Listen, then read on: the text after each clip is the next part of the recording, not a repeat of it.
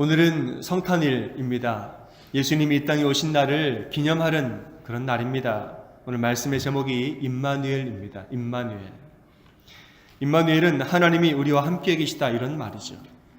이 임마누엘이라는 예언은 이사야 선지자의 예언서에 나오는 말입니다. 잠시 구약의 역사를 뒤돌아보면 남유다의 아하스 왕의 시대에 북이스라엘과 아람 족속이 연합하여서 남유다를 공격한 적이 있습니다. 예루살렘을 공격하려고 이렇게 군사들을 모아서 예루살렘을 포위합니다. 이 소식을 듣고 왕과 백성들이, 남유다의 왕과 백성들이 두려움에 빠지는데, 말씀해 보면 그들이 마음이 숲의 바람이 흔들림같이 마음이 흔들렸다 이렇게 말을 합니다. 이 적들의 침략에 무서워서 두려워하는 중에 이사야는 왕에게 가서 승리를 예언합니다. 두려워하지 마십시오. 우리가 분명히 승리할 것입니다. 남유다의 승리와 또 적들의 멸망을 예언하면서 그 징조로 이야기한 것이 동정녀 탄생과 임마누엘입니다. 장차 처녀에게서 아들을 낳을 것인데 그 아들의 이름은 임마누엘이라 할 것입니다. 그 뜻은 하나님이 우리와 함께 계신다는 뜻입니다. 이사야가 이런 예언을 이제 그 당시에 했다는 것이죠. 이 예언은 훗날에 예수님의 탄생을 통하여서 이루어집니다. 예수님의 탄생을 알리는 천사가 아버지 요셉에게 찾아와서 말합니다. 너 마리아에게서, 동정녀에게서 아기가 태어날 것이다. 그러면서 하는 말씀이, 이 모든 일이 된 것은 주께서 선지자로 하신 말씀을 이루려 함이니 이르시되 보라, 처녀가 잉태하여 아들을 낳을 것이요 그의 이름은 임마누엘이라 하리라. 그러니까 예수님의 탄생하셨다는 것은 하나님이 우리와 함께 하신다는 것의 증거라는 것이죠. 예수님이 이 땅에 태어나신 것은 하나님이 우리와 여러분과 함께 계심을 증거하는 그 증거로서 이 땅에 오셨다는 것입니다. 사람들은 생각했습니다. 우리 하나님은 저기 높은 곳에 계시는 하나님, 저기 멀리 계신 하나님, 감히 사람이 직접 만날 수 없는 그런 높고 무서운 하나님으로 사람들이 생각했는데, 예수님의 오심을 통하여서 그렇지 않다는 게 알게 됐습니다. 하나님은 바로 우리 옆에 계시네. 하나님은 지금 나와 함께 계시네. 하나님은 내가 볼 수 있고, 내가 만질 수 있고, 내가 대화할 수 있고, 그분의 음성을 내가 직접 들을 수 있는 하나님이 그런 분이시구나. 예수님의 이 땅에 오심을 통하여서 그 임마누엘 하나님을 우리가 알게 되었다는 것입니다. 하나님 우리에게 주신 것 중에서 가장 감사한 것이 있다면 하나님의 임재입니다. 하나님의 임재하심, 우리와 함께 하심이 우리에게는 가장 큰 선물인 것입니다. 요한 웨슬레는 마지막에 숨을 거두기 전에 이렇게 말했다고 합니다. 세상에서 제일 좋은 것은 하나님이 우리와 함께 계신 것이다. 병상에 누워서 죽음을 기다리는 요한 웨슬레가 마지막 남은 힘을 짜내어서 하나 더 고백할 것이 있어서 고백한 것이 바로 이거였다는 것이에요. The best of all is God is with us.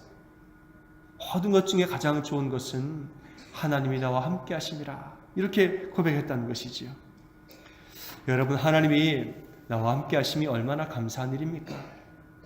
내가 하나님을 몰랐다면 지금 연말연시에 몸이 부서져라 쾌락을 누리고 있었을 것입니다. 내가 하나님을 몰랐다면 고난을 당했을 때에 머리 감싸지고 고민만 했을 것입니다. 아니면 내가 하나님을 몰랐다면 헛된 의상을 쫓아다니거나 혹은 나에게 주어진 권력을 남용해서 다른 사람 눈에서 피눈물이 나게 하면서 우리는 그렇게 살고 있었을지도 모릅니다. 그러나 우리는 하나님을 알기 때문에 아무리 어려운 일이 있어도 하나님 앞에 나와 기도하는 것이고, 이 연말연시에 하나님을 찬양하면서 예배하는 자리에 나와 이렇게 하나님을 찬양하고 예수님을 기억합니다. 여러분, 하나님 우리와 함께 하신다는 것이 이렇게 귀하고 소중합니다.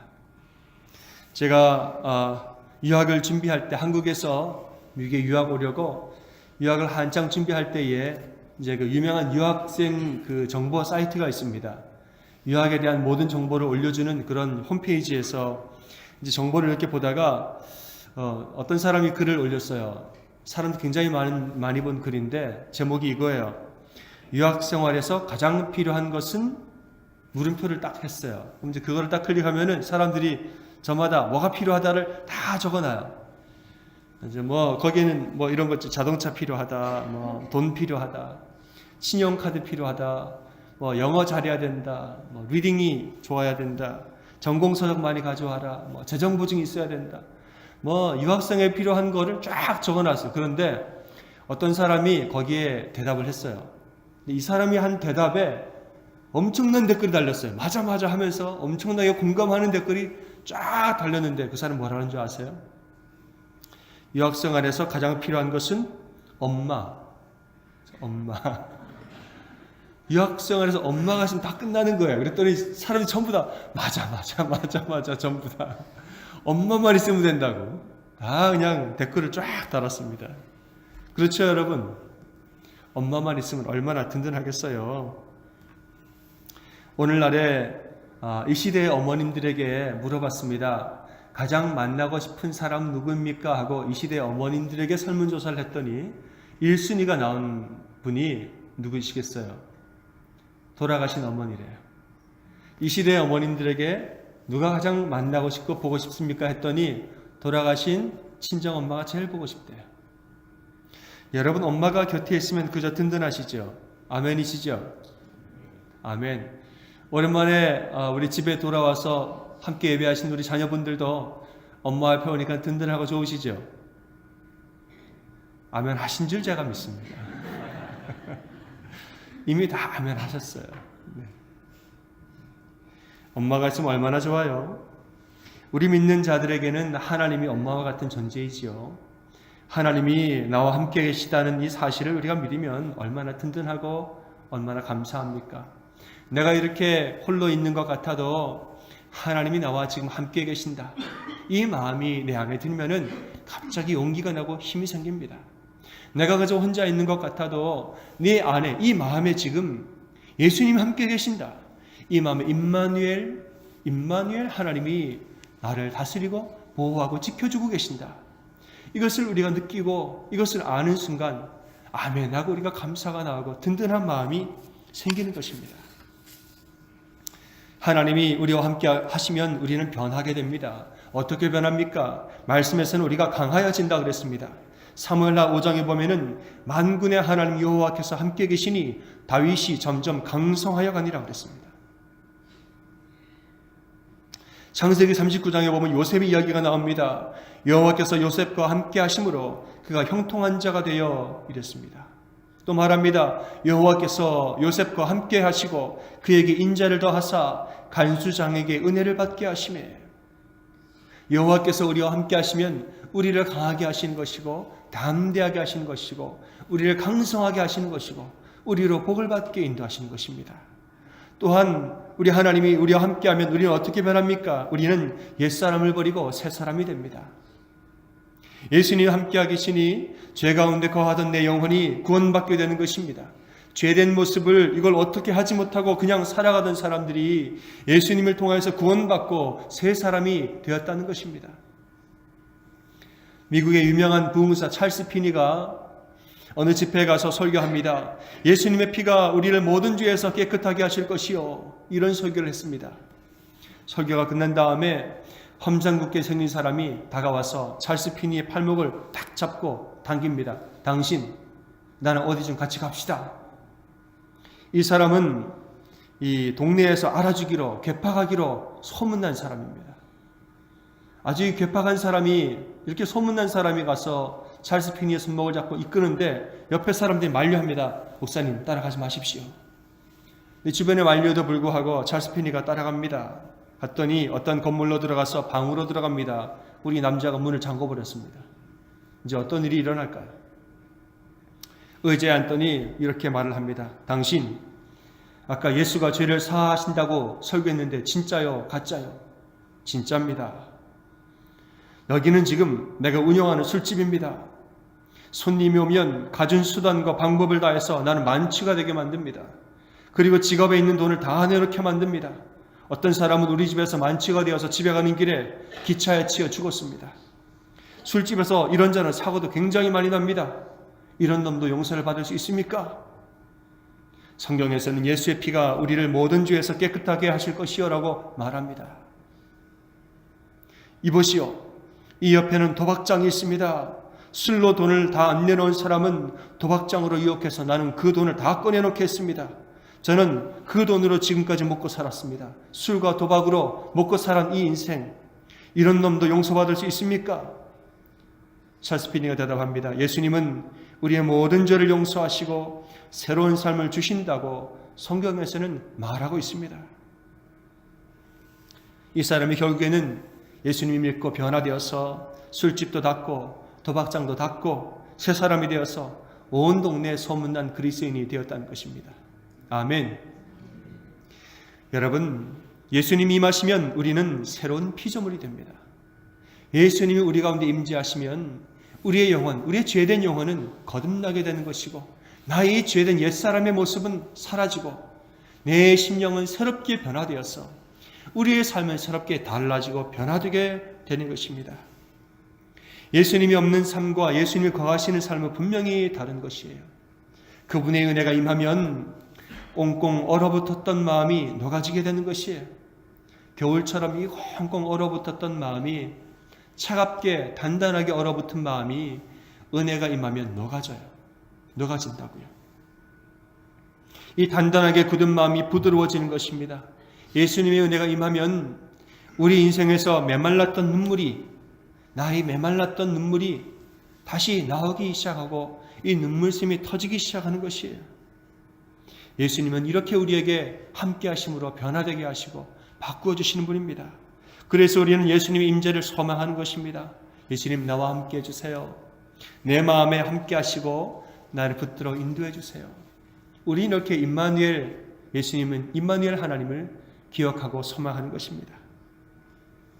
또한 하나님이 함께 하시면 공동체도 변하게 됩니다. 나만 변하는 것이 아니라 임마누엘 하나님이 함께 하시면 공동체도 변합니다. 동굴 속에서 한평생 기도하는 어떤 수도사가 있었습니다. 많은 사람들의 존경을 받고 있는 유명한 수도사였습니다. 어느 수도원 원장이 고민이 많아서 이분을 찾아가 지혜를 구합니다.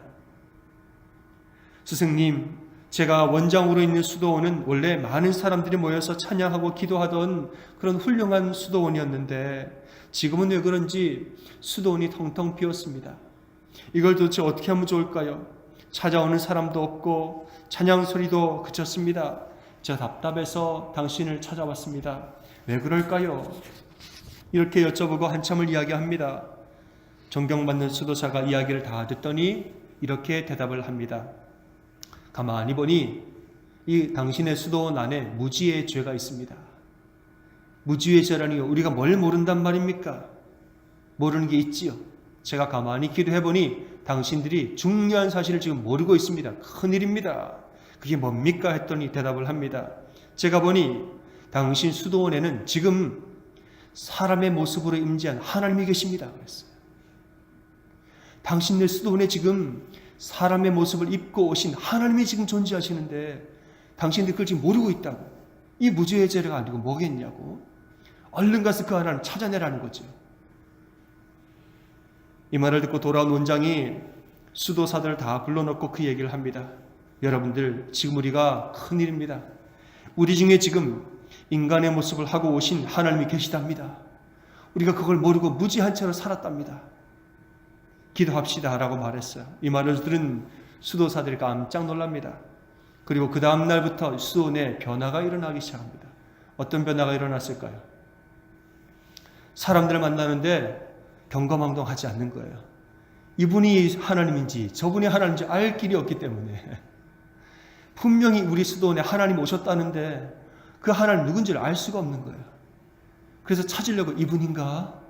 저분인가? 요분인가? 사람들을 만날 때마다 경건하고 거룩한 마음으로 계속 대하기 시작하는 거예요. 혹시라도 내가 하나님이 누군지 모르는데 실수하면 안 되니까 누구를 만날 때마다 하나님을 대하듯이 그냥 대하는 거예요. 아이고 그랬군요. 아이고 이랬군요. 경건한 마음으로, 존중하는 마음으로 사람들을 다 만나면서 누굴 만나든 조심하게 되고 또 어떤 사람들에게 무슨 말을 듣든 간에 은혜를 다 받아들이게 됐다는 것이에요.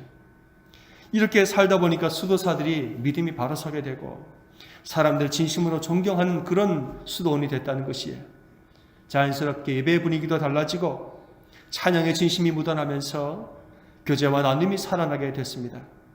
그러자 한산했던 수도원이 다시 활기를 띠고 사람들이 찾아와서 예배를 사모하고 예배를 드리는 수도원이 됐다는 것입니다. 아멘.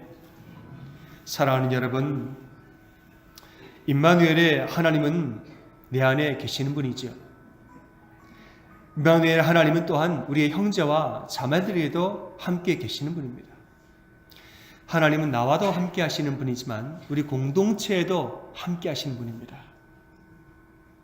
그분이 나와 함께 하시니 나는 환난 중에도 강하며 나는 시험을 당해도 이기는 것입니다. 북이스라엘과 아람이 연합하여서 예루살렘을 에워싸도 하나님이 함께 하시니 힘을 내어서 승리할 수가 있습니다. 또한 하나님이 형제와 자매 안에 계시니 우리는 서로를 존귀하게 대하는 것입니다. 죄인된 내 안에도 하나님이 살아계시니 그 형제와 그 자매에게도 하나님이 살아계시는 것입니다. 그래서 우리는 한 명 한 명을 소중한 존재요 고귀한 영혼으로 대하게 되는 것입니다. 이처럼 임마누엘의 은혜는 나와 우리 모두에게 미치는 은혜인 줄 믿으시기 바랍니다. 온 백성에게 미칠 좋은 소식이다 그랬습니다. 나에게도 좋은 소식이지만 사람들에게도, 이 영혼에게도 저 영혼에게도 다 좋은 소식이 되는 것입니다. 사랑하는 여러분, 우리 임마누엘의 하나님을 믿고 여러분도 승리하시기를 바라고 또한 공동체도 승리하는 삶을 사시기를 주님의 이름으로 축원합니다. 아멘. 이 시간 서로 고백하도록 하겠습니다. 옆에 분들에게 그렇게 고백을 합니다. 하나님은 내 안에도 계시고 당신에게도 계십니다. 이렇게 고백하겠습니다. 하나님은 내 안에도 계시고 당신에게도 계십니다. 아멘.